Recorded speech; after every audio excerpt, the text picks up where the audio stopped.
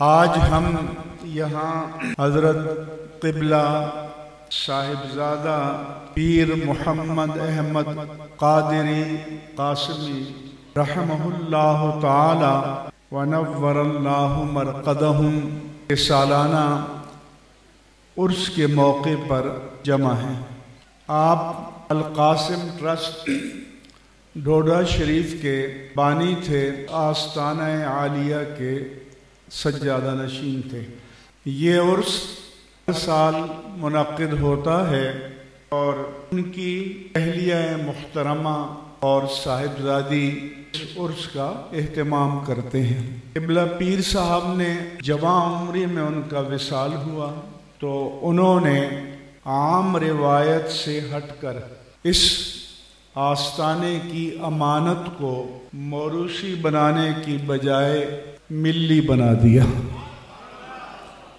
اور القاسم ٹرسٹ ڈوڈا شریف کا قیام عمل میں آیا اور اس کے چیئرمین صوفی امانت علی صاحب ہیں اور جنرل سیکریٹری ساجد قاسمی صاحب ہیں اور ان کی ایک ٹیم ہے۔ انہوں نے اس آستانے کو رول ماڈل بنایا اور علامتی آراز سے ہٹ کر اسے دعوتی، تبلیغی، تعلیمی اور تربیتی مرکز بنایا، اور اصل میں ہمارے بزرگوں کا شعار یہی تھا، مگر بدقسمتی سے علامہ اقبال کے بقول زاغوں کے تصرف میں ہے عقابوں کا نشیمن۔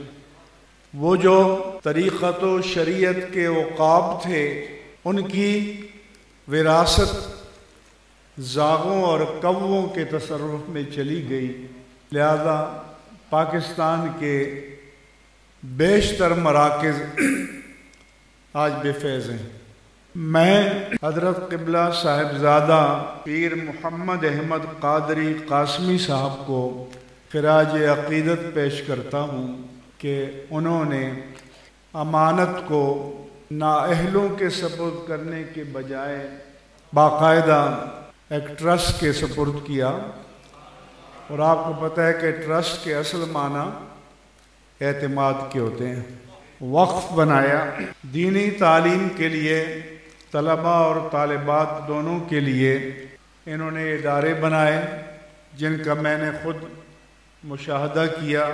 1100 طلباء اور طالبات وہاں زیر تعلیم ہیں جن کی کفالت اس ٹرسٹ کے ذمے ہے، اور مجھے بتایا گیا کہ حضرت کی اہلیہ محترمہ کی کاوشوں سے اس علاقے سے گندم اور چاول کی پیداوار سے بڑی مقدار میں عشر آستانے پہ جاتا ہے اور وہ ان طلباء اور طالبات پر صرف ہوتا ہے۔